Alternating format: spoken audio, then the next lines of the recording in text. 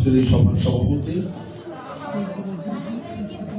আমাদের মাঝে প্রধান অতিথি হিসেবে উপস্থিত থাকবেন ধানের শীষ মার্কা প্রতীকের 7 নং ধলীয় ইউনিয়নের কৃতি সন্তান, আপনার আমার সকলের ভালোবাসার মানুষ জননেতা জনাব নজরুল ইসলাম মোল্লা। আজকে উপস্থিত আছে অত্র এলাকার সম্মানিত মুরব্বিয়ান, আমার সমবয়সী ছোট বড় ভাই ও বন্ধুরা, পর্দার আড়ালে দাঁড়িয়ে আছেন আমার শ্রদ্ধ মা বোনরা,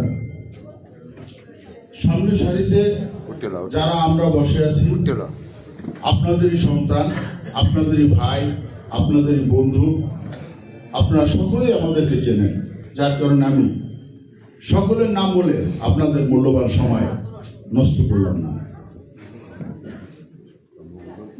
সম্মানিত নেতৃবৃন্দ, নজরুল ইসলাম মোল্লা কে, তার সম্বন্ধে আপনাদের কাছে বলার মতো কিছু আছে বলে আমি মনে করি। নজরুল ইসলাম মোল্লার প্রথম চেয়ারম্যান বানাইছেন আপনারা, দ্বিতীয়বার চেয়ারম্যান বানাইছেন আপনারা, তৃতীয়বার চেয়ারম্যান বানাইছেন আপনারা। আপনাদের ভরসায়, আপনাদের সাহসে এই নজরুল মোল্লা 18 বছর বরগুনা জেলা যুব দলের সভাপতি ছিল, বরগুনা জেলা বিএনপির সাংগঠনিক সম্পাদক ছিল, কেন্দ্রীয় যুব দলের 2বার সম্পাদক ছিল। আজকে 30 বছর বাংলাদেশ জাতীয়তাবাদী দল বিএনপি কেন্দ্রীয় নির্বাহী কমিটির সম্মানিত সদস্য, 151 সদস্য বিশিষ্ট কমিটির সর্বকনিষ্ঠ সদস্য নজরুল মোল্লা। তার থেকে কম বয়সী কোন সদস্য ওই কমিটিতে ছিল না। বরিশাল যখন বিভাগ ছিল না, খুলনা বিভাগ ছিল, মনে আছে? নজরুল মোল্লা যখন প্রথম চেয়ারম্যান হয়েছে, এই খুলনা বিভাগের মধ্যে সব থেকে কম বয়সী চেয়ারম্যান ছিল। দূরে গেলে মানুষের কি করে বিশ্বাস করার লাগছে যে চেয়ারম্যান, এমনি যদি চেয়ারম্যান করতে মানে বিশ্বাস করতে না।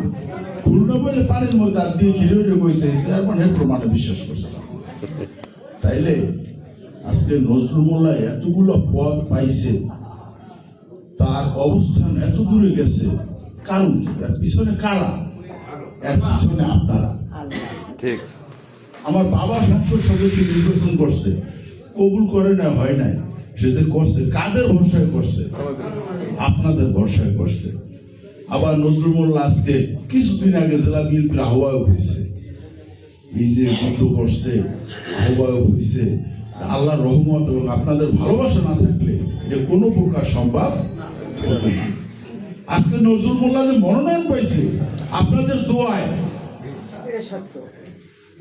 আপনাদের সকলের দোয়ায় আজকে নজরুল মোল্লা মনোনয়ন পাইছে। এটা 7 নং ধলীয় ইউনিয়নের নয়, 7, 8, 9, 10 অত্র এলাকার মানুষের আশীর্বাদ। হাদা লক্ষ্মী আমরা যেন কেউ পায়ে ফুলে ভালাইয়া না দেই। নিজের কোলের পোলা বুঝা পাঁচটায় মারার পর কানলে কিন্তু আর না। সম্মানিত নেতৃবৃন্দ, মানুষ মাত্র তো ভুল ত্রুটি থাকতেই পারে। আমার জন্ম এই মোল্লাবাড়ি, আপনাকে এই কোলায় দৌড়েছি, আপনাকে লাগে চলছি ফিরছি, বড় হয়েছি, ভুল আমার হইতে পারে না? নজরুল মোল্লা সাহেব দীর্ঘদিন চেয়ারম্যান করছে, ভুল তো তারও হইতে পারে। সালিশি করছে, একজন জিতছে, একজন ঠকছে। আসলে ঠগাইয়ে জিতে কিন্তু আর নিজে কিছু নেয়, আপনাকেও ঘুষাই দিয়ে গেছে। তারপরও আমাকে চাল চলনে, কথাবার্তায়, কাজে কেউ যদি কষ্ট পেয়ে থাকে, আল্লাহর রাস্তায় ক্ষমা সুন্দর দৃষ্টিতে দেখবেন। আপনাদের মনে কি কারো কোনো কষ্ট আছে? আপনার 5টা আঙ্গুল তো সমান হয় না। এক বাবার 5টা সন্তান থাকে, সবাই তো একরকম হয় না।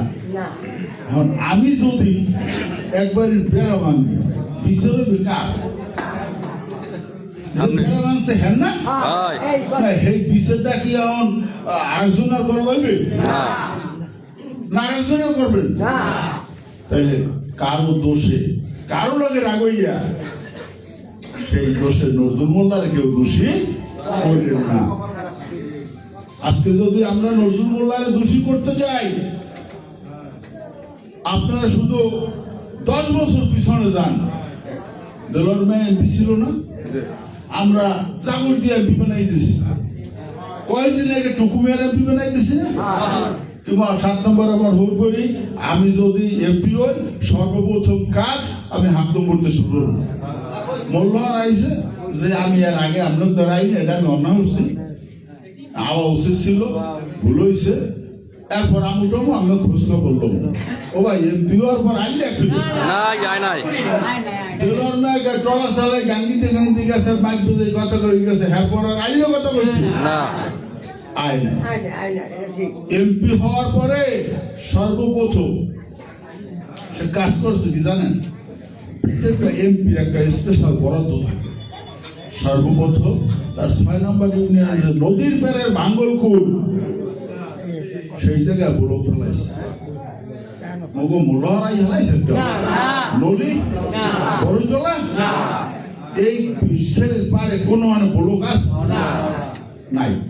টুকুমে আয়ো হ্যাঁ বাড়ির ওই কইলে ব্লক ফেলাইছে, মোরা ভাঙতে ভাঙতে একটা চর পড়ছে ভাঙ্গা ক্লিয়ার, আবার কিন্তু আরেকটা চর পড়ছে অবদার রাস্তা হেঁটে হইতে বেশি দিন বাহি নাই।